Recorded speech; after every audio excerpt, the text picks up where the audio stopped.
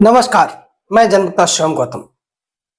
आज से 8-9 महीने पहले हमने एक वीडियो बनाया था और उसमें यह कहा था कि योगी आदित्यनाथ की जो बुलडोजर नीति है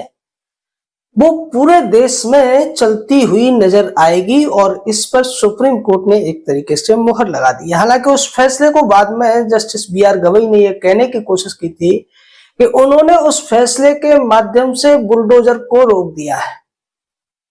जबकि उन्होंने जिस तरीके की बातें उस फैसले में कही थी उसके आधार पर हमारा यह आकलन था कि अब जो बुलडोजर है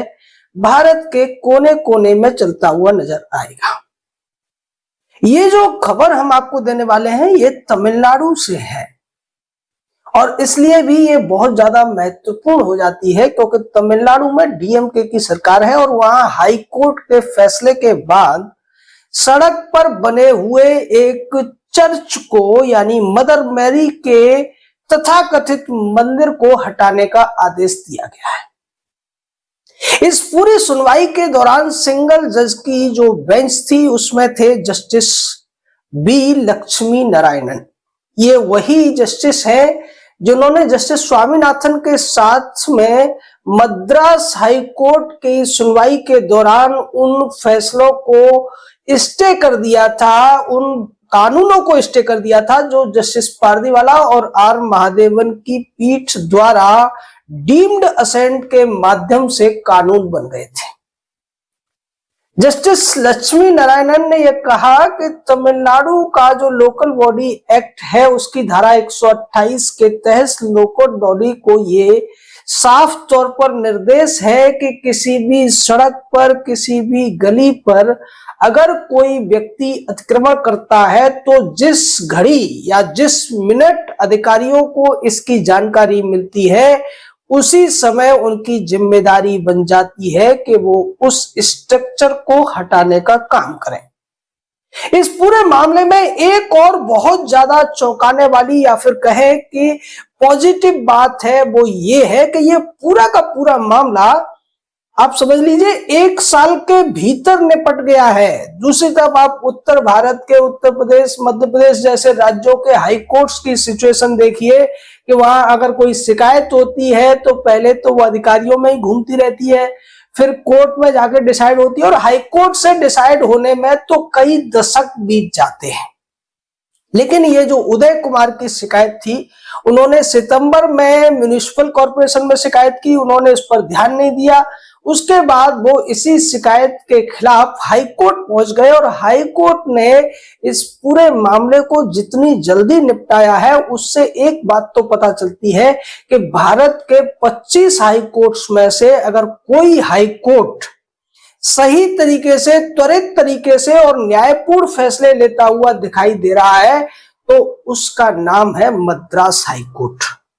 मद्रास हाई कोर्ट के हर दिन कम से कम 1 दर्जन से ज्यादा ऐसे फैसले आते हैं जिनको जनता के सामने रखा जाना हमें महसूस होता है। वो सब के सब फैसले जनहितकारी होते हैं, राष्ट्र हित में होते हैं, सनातन के हित में होते हैं और सबसे बड़ी बात न्याय के हित में होते हैं। लेकिन उतने सारे फैसलों पर चर्चा नहीं हो सकती है, इसलिए हम कुछ गिने चुने और बहुत ज्यादा जो अपीलिंग फैसले होते हैं वो आपके सामने लेकर आते हैं।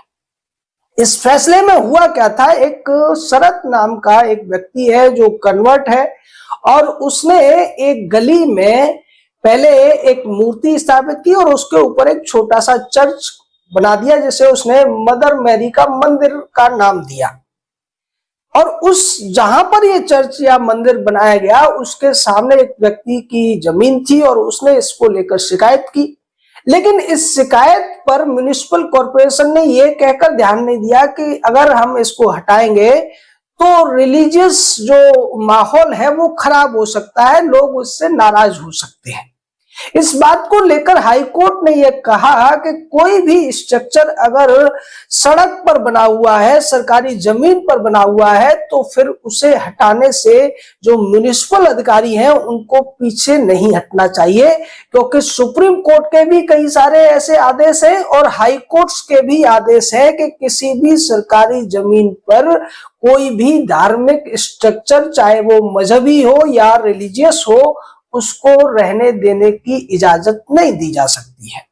उन्होंने यहाँ पर जस्टिस ओका के, जब वो कर्नाटक हाईकोर्ट के चीफ जस्टिस से, एक केस का भी हवाला दिया जिसमें उन्होंने मंदिर हटाने के लिए ऐसा आदेश दिया था। यानी ओका साहब ने तो मंदिर के लिए इस तरीके का आदेश दिया था, लेकिन यहां हिम्मत दिखाते हुए जस्टिस बी लक्ष्मी नारायण ने साफ कर दिया कि अगर कोई भी चर्च या मस्जिद सड़क पर बनी हुई है और चूंकि सड़क का कोई धर्म या मजहब नहीं होता है, सड़क सार्वजनिक होती है, इसलिए उसको हटाया ही जाना चाहिए। उन्होंने साफ कर दिया कि इस तरीके के मामले में जिस दिन जिस समय जो म्युनिसिपल अधिकारी है या जिम्मेदार अधिकारी है उनको पता चलता है कि अतिक्रमण द्वारा ऐसी चीज कोई खड़ी की गई है, तो उन्हें नोटिस देकर उसको जल्द से जल्द हटाना चाहिए। ये वही बात है जो योगी आदित्यनाथ उत्तर प्रदेश में पिछले कई सालों से लागू करते हुए नजर आ रहे हैं कि अगर सरकारी जमीनों पर अवैध रूप से अवैध कब्जे करके कुछ भी बिल्डिंग खड़ी की गई है, उसको बुलडोजर के द्वारा ध्वस्त किया ही जाना चाहिए। यहाँ जो व्यक्ति था, जो रिस्पोंडेंट था, उसने ये दलील देने की कोशिश की कि ये जो चल रहा है ये कई दशकों से चल रहा है, तब से किसी को आपत्ति नहीं थी, लेकिन इनको आपत्ति हो रही है और इन्हें दूसरे इसी तरीके के मंदिरों पर आपत्ति नहीं है, हमारे चर्च पर इनको आपत्ति है। तो इस पर जस्टिस लक्ष्मी नारायण ने कहा कि आप उनके खिलाफ शिकायत कीजिए, उनके खिलाफ भी कार्रवाई होगी, लेकिन ऐसा कहकर आप अपने इस अवैध अतिक्रमण को बचा नहीं सकते हैं, और इसलिए या तो आप इसको खुद हटाइए या फिर म्युनिसिपल कॉर्पोरेशन इसको हटाएगा, लोकल बॉडी इसको हटाएगी। अब ये जो फैसला है वो इसलिए भी महत्वपूर्ण है कि इस तरीके के मामले हर गली मोहल्ले, हर गांव शहर में आपको देखने को मिल जाएंगे, लेकिन उनके खिलाफ कार्रवाई करने से पुलिस या तो बचती है या फिर उसको पैसा मिल जाता है, जिसकी वजह से पुलिस और म्युनिसिपैलिटी ऐसे कामों, ऐसे जो कंस्ट्रक्शन होते हैं, ऐसे जो निर्माण होते हैं जो अवैध रूप से किए गए हैं, उनको हटाने का काम नहीं करती है। लेकिन यहाँ एक दूसरी महत्वपूर्ण बात यह है कि उन्हें हटाने के लिए लोग शिकायत करने के लिए भी आगे नहीं आते। यहाँ ये फैसला इसलिए आ पाया कि उदय कुमार ने इस मामले में शिकायत की और हाई कोर्ट ने 1 साल के भीतर ही सारा मामला निपटा दिया, जबकि हमारे यहाँ राजस्थान हो, मध्य प्रदेश हो, या जितने ज्यादातर हाई कोर्ट्स हैं उनमें केसेस की पेंडेंसी इतनी ज्यादा है कि इस तरीके के मामलों को लंबे समय के लिए टरका दिया जाता है। अब इससे एक रास्ता खुल गया है कि अगर आपके भी आसपास इसी तरीके से किसी सड़क पर, किसी सरकारी जमीन पर अवैध कब्जा करके कोई रिलीजियस या मजहबी कंस्ट्रक्शन कर दिया गया है, तो आप उसकी शिकायत करें और शिकायत के माध्यम से इस केस का हवाला भी ले सकते हैं, कर्नाटक हाई कोर्ट के केस का हवाला ले सकते हैं, सुप्रीम कोर्ट के दूसरे आदेशों का हवाला ले सकते हैं, जिनमें साफ तौर पर कहा गया है कि आर्टिकल 25 के तहत जो भारत के नागरिकों को प्रार्थना की आजादी दी गई है, उसका यह मतलब नहीं है कि वो सार्वजनिक स्थानों पर कब्जे करके अवैध रूप से अपने प्रार्थना स्थल बनाने की कोशिश करें या फिर उन्हें बनाकर उन पर अपना अधिकार जताएं।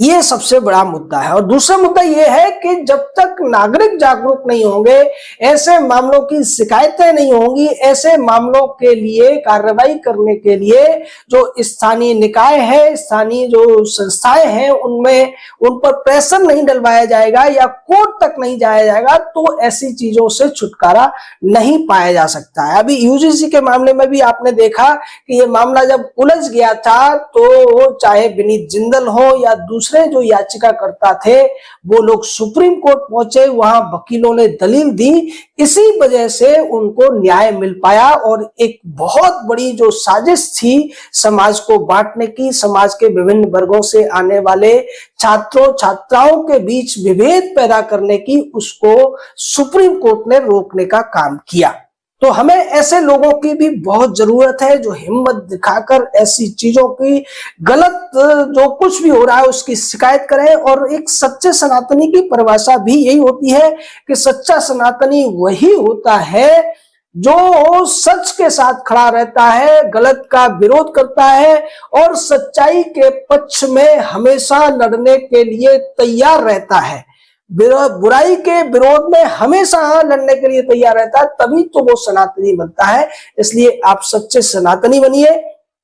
ऐसा कोई भी अवैध निर्माण किसी सार्वजनिक जगह पर हुआ है, आगे बढ़कर एक नहीं कर सकते, 2-4-5 लोगों के ग्रुप में इसकी शिकायत कीजिए और फिर उस शिकायत को फॉलो अप कीजिए। ज्यादा नहीं कर सकते तो उस पर आरटीआई लगाइए और उस प्रशासन से पूछिए कि हमारी शिकायत पर आपने अब तक क्या कार्रवाई की है। उसी से उन लोगों के अंदर खलबली मच जाएगी और निश्चित तौर पर ऐसे अतिक्रमणों को हटाया जा सकता है। फिर चाहे वो चर्च हो, मजार हो, मस्जिद हो, मदरसा हो, कुछ भी हो, अगर वो सार्वजनिक जगहों पर है तो उसको हटना ही पड़ेगा, क्योंकि लगातार हाईकोर्ट और सुप्रीम कोर्ट के ऐसे फैसले आ रहे हैं। जैसा कि जस्टिस लक्ष्मी नारायण ने कहा कि कोई भी सड़क या सार्वजनिक संपत्ति का कोई रिलीजियस या मजहबी करेक्टर नहीं होता है, उनका कोई मजहब नहीं होता है, उनका कोई धर्म नहीं होता है, इसलिए उन पर इस तरीके से अवैध कब्जा नहीं किया जा सकता है। तो आप इस अवैध कब्जे के खिलाफ अपना कर्तव्य निभाइए, उनकी शिकायत कीजिए, उनकी जानकारी दीजिए लोकल बॉडीज को, और फिर लोकल बॉडीज की ये जिम्मेदारी बनती है कि वो उनको हटाए, सार्वजनिक संपत्तियों को उससे मुक्त कराए, जैसा कि मद्रास हाईकोर्ट के आदेश के बाद इस मामले में होता हुआ नजर आ रहा है। आपका इस पूरे मामले पर क्या कहना, अपनी राय दीजिए, हमारे साथ जुड़े रहिए। जय हिंद, जय भारत।